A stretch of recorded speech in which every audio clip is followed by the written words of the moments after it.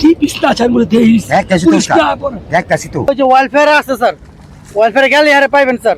সঠিক সঠিক স্যার। হ্যাঁ কই পাওয়া যাবে? এটা কোথায় পাওয়া যাবে যায় না, তাই এমনিতে এখন পলাতক আছে। এত দেরি করলেন কেন? স্যার একটু দেরি হয়ে গেল। তুমি তো এখনো সেই আসামিকে ধরতে পারলা না। উপর থেকে আমার অনেক চাপ আসতেছে। স্যার কিছু লাগবো? ভাই কিছু কথা আছিল আপনার। আচ্ছা বসেন। দোকানদারি এই জায়গায় কয় বছর যাবত করে? এখানে আমি 10-15 যাবত দিন আছি আর কি। 10-15 বছর? 10-15 বছর। আমি ছোট থেকে। ছোট থেকে। ভাই এই যে আমি আপনাদের এলাকায় নতুন একটা কাজে আইছি, আমি এদিকে নাকি একটা বড় সন্ত্রাসী ছিল, নাম বাবুল। জি আছে আছে। চিনেন? সবাই এলাকার সবাই চিনে, আমরাও চিনি। তা আপনি কি জানেন হ্যাঁ যে সরকার যে 1 লক্ষ টাকা পুরস্কার ঘোষণা করছে? যেটা শুনছি। শুনছেন? যেটা শুনছি। হ্যাঁ কই পাওয়া যাবে? এটা কোথায় পাওয়া যাবে যায় না, তাই এমনিতে এখন পলাতক আছে। আমি কিছু টাকা পাইতাম। ও তাহলে এখন কি করতে হবে আমাকে?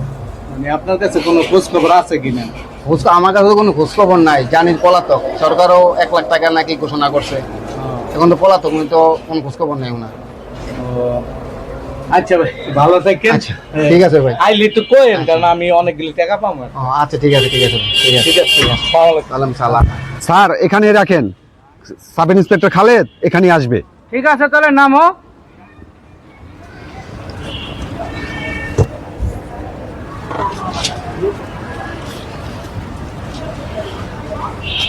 জি স্যার। এখনো আসতেছে না কেন? আচ্ছা স্যার আমি ফোন দিচ্ছি, দেখছি ও কোথায় আছে। হ্যাঁ খালিদ, আপনি কোথায়? এখনো আসছেন না কেন? হ্যাঁ স্যার। স্যার 1 মিনিট স্যার, আইসা পড়ছি আমি। ওকে ওকে ঠিক আছে, তাড়াতাড়ি আসুন। স্যার আমি ফোন দিচ্ছি, ও আসতেছে, কাছাকাছি চলে আসছে। আচ্ছা ঠিক আছে। খালিদ এত দেরি করলেন কেন? স্যার একটু দেরি হয়ে গেল। তোমার উপরে আমার আস্থা ছিল। বাবুল দুর্দর্শ একজন ক্রিমিনাল, ওকে ধরার জন্য তোমার উপরে দায়িত্ব দিছি। তুমি তো এখনো সেই আসামিকে ধরতে পারলা না। উপর থেকে আমার অনেক চাপ আসতেছে। সোহেলটা জিজ্ঞেস করো, তুমি কি সোহেল? জি জি স্যার জি। তুমি যেভাবে হোক আসামিকে ধরে আমার সামনে নিয়ে আসবা। ঠিক আছে স্যার, আমিও অনেক চেষ্টা করছি। আশা করি কয়েকদিনের ভিতরে ওকে ধরতে পারবো। আমি অনেক সোর্স লাগিয়েছি স্যার, তো ইনশাল্লাহ আমি নিরাশ করব না স্যার। কয়েকদিনের ভিতরে দেখবেন আমি বাবুলকে অ্যারেস্ট করতে সক্ষম হব। তুমি যে সিআইডি, বাবুল যাতে চিনতে না পারে, বাবুল কিন্তু খুব দুর্দর্শ একজন ডাকাত স্যার। হ্যাঁ আমি একটু সাবধানে আছি স্যার, জানি বাবুল অনেক দুর্দর্শ।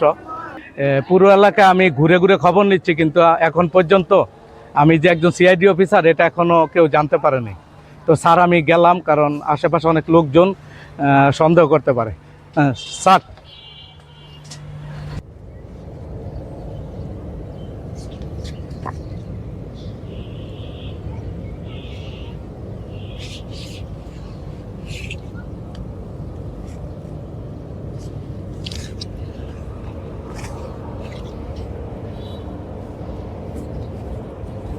আরে কালটি পিছলা আছার মধ্যে দেইস এক কাছি তো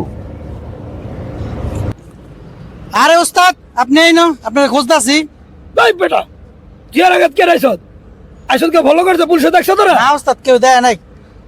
একটা বিপদে পড়ে আপনার কাছে আইছি ওস্তাদ। বিপদে পড়ে আইছি ওস্তাদ। 3 মাস ধরে আমরা পলাই রইছি, খবর লইছেন একদিন?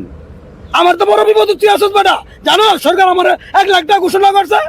হ্যাঁ ওস্তাদ, আমার 50,000 টাকা দরকার। আমার তো 50,000 টাকা। যা যা 50,000 টাকা যা।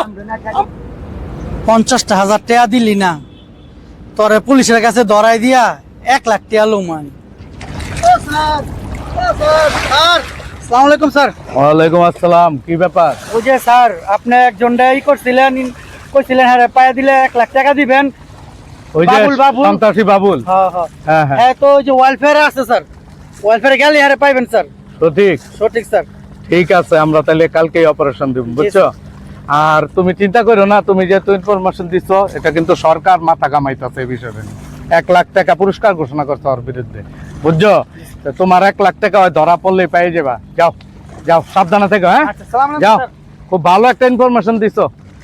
পুরা প্রশাসন ওর বিরুদ্ধে লাগবে, সুযোগ পাইতাছি না। আজকা যে ইনফরমেশন পাইছি ওরে যেমন অ্যারেস্ট করতে হইলো। পুলিশ পুলিশ আপনি খেলান পুলিশ দেখছেন মধ্যে আমি ডিবি অফিসার, এই ওরে খুঁজতাছি অনেক বছর ধরে। হ্যাঁ 3 মাস ধরে টাকা দিছস না, চল না। স্যার